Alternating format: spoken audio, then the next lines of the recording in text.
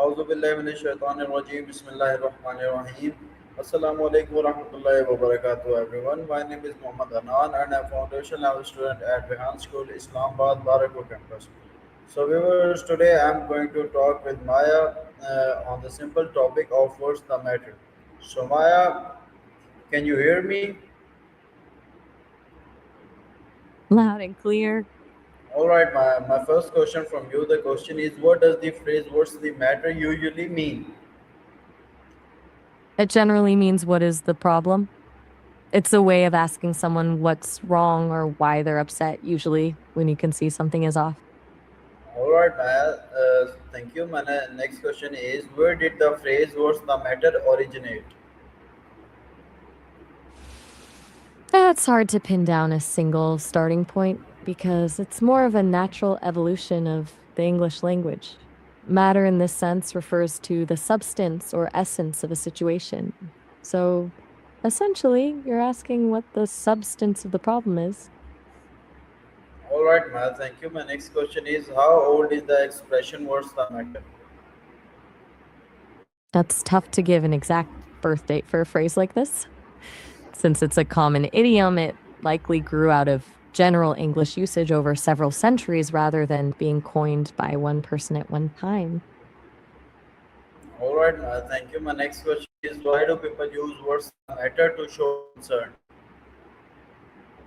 Because it's direct but gentle, it lets the other person know you've noticed something is wrong without putting them on the spot too much. It's an invitation to talk when they're ready. All right, Maya. My next question is: what emotions are connected to this phrase? Usually, things like worry, sadness, or frustration. It's the kind of phrase that bridges the gap between seeing someone struggle and actually offering them a hand. All right, Maya. Thank you. My next question is: how has the meaning of matter changed over time?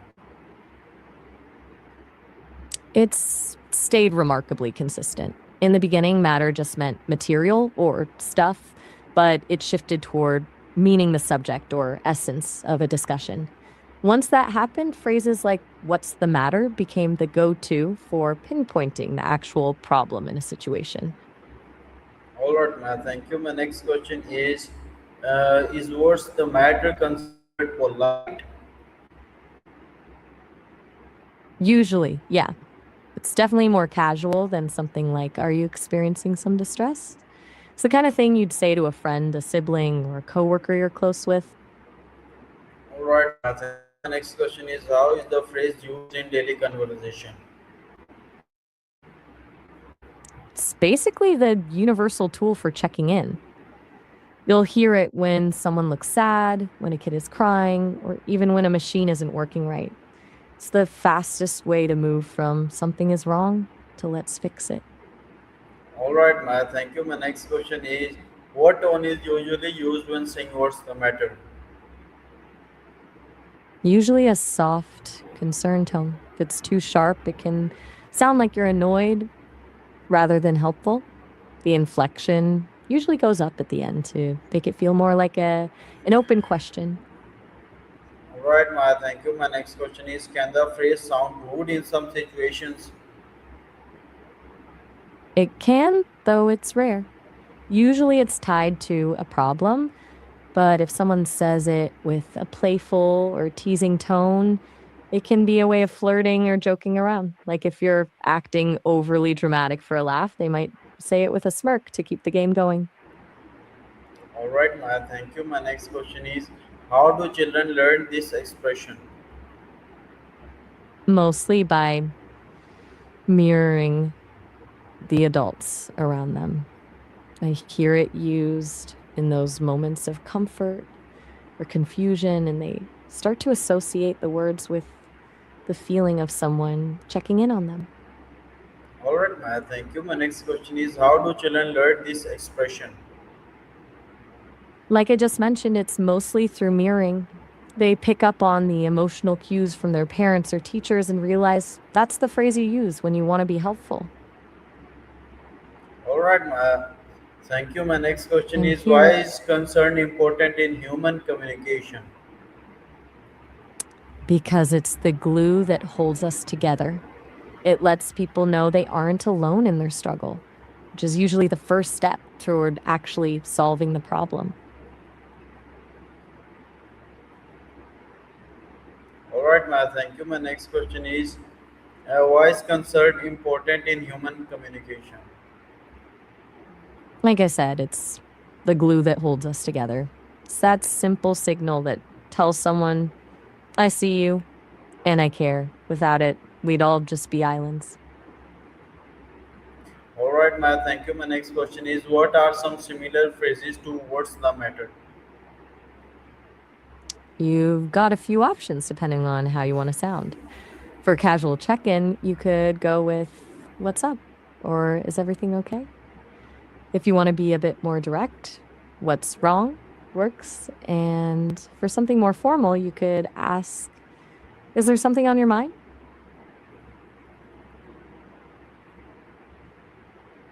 All right, Maya, thank you. My next question is how do different cultures express concern?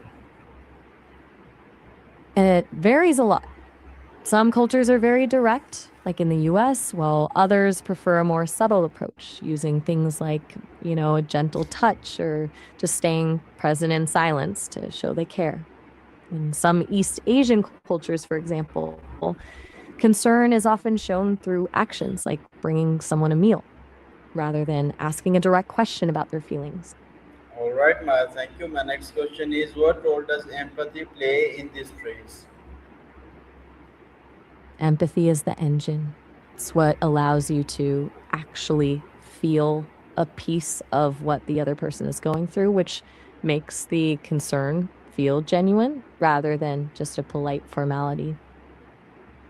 All right, Maya, thank you. My next question is how is what's the matter used in movies and TV shows? This is a classic trope. It's usually the line that triggers the big emotional reveal or the turning point in a scene. You'll see it when a character is staring off into space or crying in a hallway and the other person asks it to finally get the truth out in the open. All right, Maya, thank you. My next question is why do people ask this question when someone looks sad? It's a basic human instinct to want to bridge that gap. Seeing someone in pain creates a tension that we naturally want to resolve by offering help or just acknowledging their feelings. All right, my next question is can body language change the meaning of the phrase?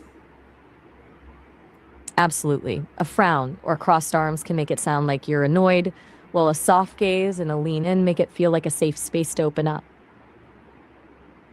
All right, Maya, thank you. My next question is what is the emotional impact of asking someone this question? It can be a huge relief for the person struggling. It often feels like a weight being lifted just because they've been noticed. It validates their feelings and lets them know they don't have to carry the burden by themselves. All right, Maya, thank you. My next question is how does the phrase help build relationships? Hmm. It builds trust. By showing that you're paying attention to the other person's emotional state, you're signaling that you care about their well being, not just what they can do for you. It turns a casual acquaintance into someone who actually has your back. All right, Maya, thank you. My next question is the expression more emotional than what happened? Definitely. What happened is more about the facts, the event that caused the problem. What's the matter? Focuses on the person and how they're feeling right now. It's more about the emotional state than the timeline of events. All right, Maya, thank you. My next question is how does the phrase help build relationships? Like I said, it's all about trust. All right, Maya. When you show All right, someone all you've right. My next question is how do friends use the phrase differently from strangers? with friends, it's a shorthand. It's an invitation for a deep dive, and there's already a foundation of trust there. With a stranger, it's more of a tentative offer of help, a way to be kind without overstepping a boundary. Right, Maya. Thank you. My next question is why is concern a natural human response? It's basically wired into us. We're social creatures. So when we see someone else in distress, our brains trigger a response that pushes us to help. It's a survival mechanism. Keeping the people around us healthy and happy makes the whole group stronger. All right, Maya. So my next question I'm here. is how has modern texting changed the use of this phrase? It's made it a bit more tentative since you lose the tone of voice and the facial expressions. People often add emojis to make sure it doesn't come off as blunt or demanding. A simple "what's the matter" feels way different than just the text alone. All right, Maya. Thank you. My next question is what are common replies to what's the matter? It depends on how much they want to share. You'll get the classic, "nothing, I'm fine," when someone's not ready to talk, or a full emotional download if they've been waiting for someone to ask. Sometimes it's just a quick, "I am just stressed," to keep things light. All right, Maya. Thank you. My next question is why do some people avoid answering this question? Usually because they aren't ready to open up. It can feel overwhelming to put a problem into words, or they might just not want to bring the mood down. Sometimes it's just easier to say nothing than to explain everything. All right, Maya. Thank you. My next question is how can tone show genuine care? By being soft and warm. When your voice drops a bit in volume and slows down, it signals to the other person that you're focused on them and that you're not judging them. It creates a safe space for them to actually be honest. All right, Maya. Thank you. My next question is the phrase used differently in British and American English? Not really. It's one of those phrases that's pretty universal across the English speaking world. Both Americans and Brits use it in the exact same way to check in on someone who seems off. All right, Maya. Thank you. My next question is how does the phrase appear in literature? It's usually used to build tension. In books, it's often the line that forces a character to stop hiding their feelings and finally admit a secret or a struggle. It's a way for authors to shift a scene from surface level conversation to something much deeper and more emotional. All right, Maya. Thank you. My next question is how does the phrase appear in literature? Like I just mentioned, All right, all it's a right, all tool for right. tension. My next question I'm is still here. is the phrase used I'm listening. differently in British and American English? As I said, not All really. right. It's My pretty much the next same question. Listen, my next question is why is communication important during emotional moments? because it keeps us from spiraling. When things get emotional, we often feel like we're the only ones going through it. Talking it out acts like a pressure valve. It releases the tension and reminds us that we're connected to someone else. All right, ma'am. I'm still here. Ready for the next one? So my next I'm all question ears. is, uh, what psychological effects can concern have on a person? It can actually lower a person's stress levels. When someone feels seen and cared for, their brain releases oxytocin, the bonding hormone, which helps them feel safer and less anxious. It's basically the opposite of feeling isolated. All right, ma'am. Thank you. My next question is, how does the phrase comfort people?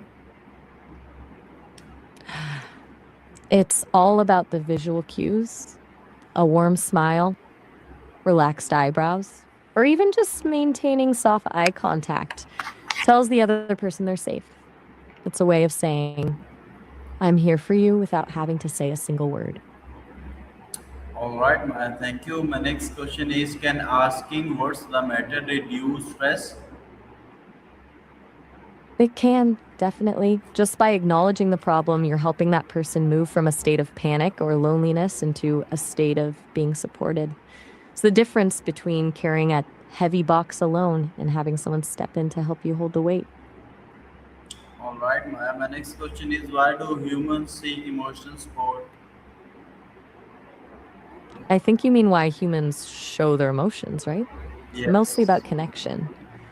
We're wired to broadcast our feelings so other people know how to respond to us, whether we need help, comfort, or just someone to share a win with.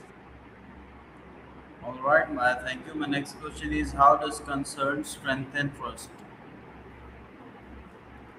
I think you meant strengthen friendships, right? It's because it proves you're paying attention.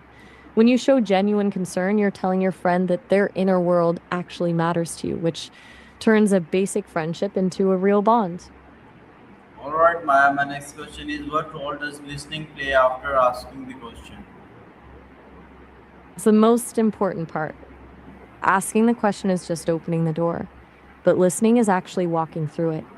If you ask what's the matter and then immediately jump in with advice or a solution, you've basically shut the door again. True listening is about giving them the space to feel heard before you even think about fixing the problem. All right, Maya. Thank you. My next question is what role does listening play after? How do parents use this phrase with children? They use it as a teaching tool. It's often how they first introduce the idea of emotional awareness to their kids by asking, "What's the matter?" Parents are showing their children that it's okay to have feelings and that those feelings are worth talking about. All right, Maya. Thank you. My next question is can this expression help resolve conflict? It absolutely can. It shifts the energy from an argument to a check in. Instead of focusing on who's right or wrong, it focuses on why the other person is upset, which usually lowers the defenses and makes it a lot easier to actually find a solution. All right, Maya. My next question is I'm what are still some historical examples of concern in language?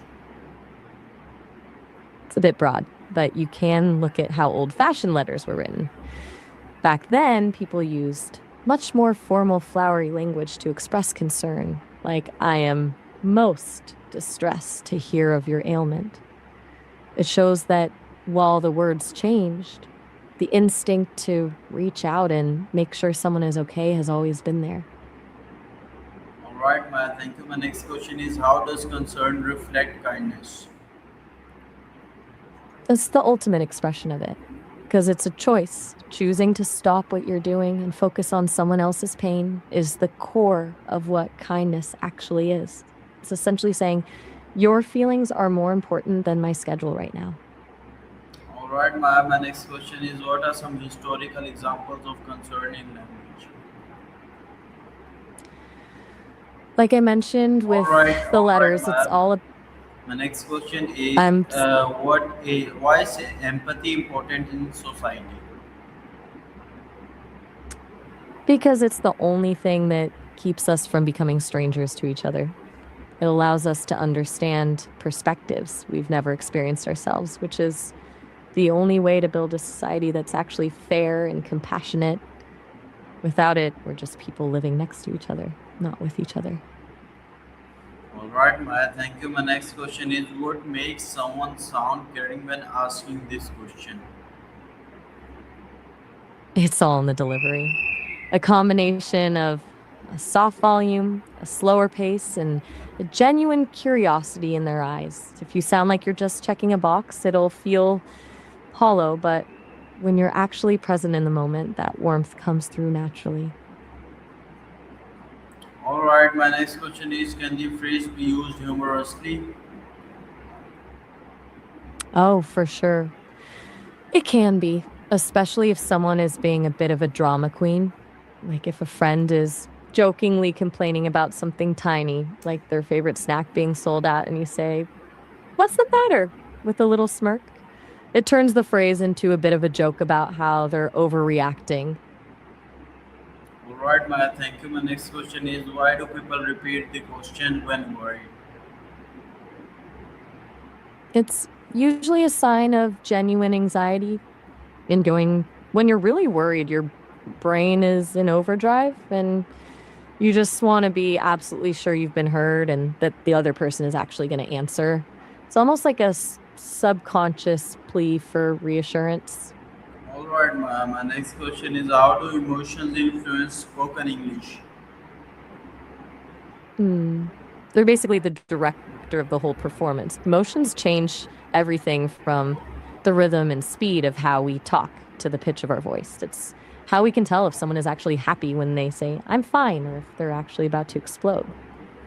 All right, Maya, thank you. My next question is what is the connection between concern and compassion? Concern is the spark, and compassion is the action. Concern is noticing that someone is struggling, while compassion is the deep seated desire to actually alleviate that suffering. One leads directly into the other. All right, Maya, thank you. My next question is how do teachers use the phrase with students? They use it to create a bridge. It's a way to signal that they care about the student as and about the student as a person, not just as a grade. When a teacher notices a student is staring blankly at their paper or looking defeated, asking, "What's the matter?" Thank you. can turn a frustrating classroom moment into a moment of support, making the student feel safe enough to actually ask for help. Thank you, Maya. My next question is can silence after the question be meaningful? Absolutely. It's often where the real work happens. Silence gives the other person a second to actually process their feelings and find the right words rather than feeling rushed to give a safe answer like, I'm fine. Sometimes that quiet moment is the most supportive thing you can provide. All right, Maya, thank you. My next question is how does concern affect friendships? It's what turns a casual friendship into a real bond when you show you're actually paying attention to someone's emotional state. It proves they matter to you. It's the difference between having someone to hang out with and having someone who truly has your back. All right, Maya, thank you. My next question is why do people feel comforted when someone notices their feelings? Because it removes the isolation. When we're struggling, it feels like we're trapped in our own head. Having someone notice and actually name it is like a hand reaching in to pull us out. Validates that what we're feeling is real and that we're not alone in it. All right, Maya, thank you. My next question is what role does concern play in mental health support?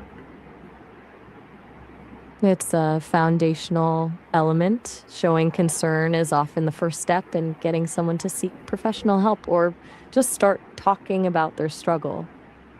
It transforms a clinical environment into a human one, making a person feel like they're more than just a diagnosis. They're someone who is seen and valued. All right, Maya, my next question is what role does concern play in mental health support? Mm, like I just said, it's a All huge right, first step. Maya. My next question is how does social media change expressions of concern? It makes it a bit more performative. Sometimes a hope you're okay text can feel genuine, but other times it can feel like someone is just checking a box for their public image. Plus, because we're not seeing the other person's face, we rely way more on emojis or specific phrasing to avoid sounding cold. All right, Maya, thank you. My next question is why is emotional awareness important? Because it's how we navigate the world. It's like having a map for your own mind and the minds of the people around you. When you're emotionally aware, you can understand why you're feeling a certain way. And more importantly, you can spot when someone else is struggling before they even have to say it. It turns reactions into responses. All right, Maya, thank you for giving me this information in detail. Uh, bye bye, take care. You're See you very soon. Bye for now. Take care, and I'll catch you later. So, viewers, this was my session with Maya. I hope you like it. We'll meet again in the next video. Until then, Allah Hafiz, Pakistan Zindabad.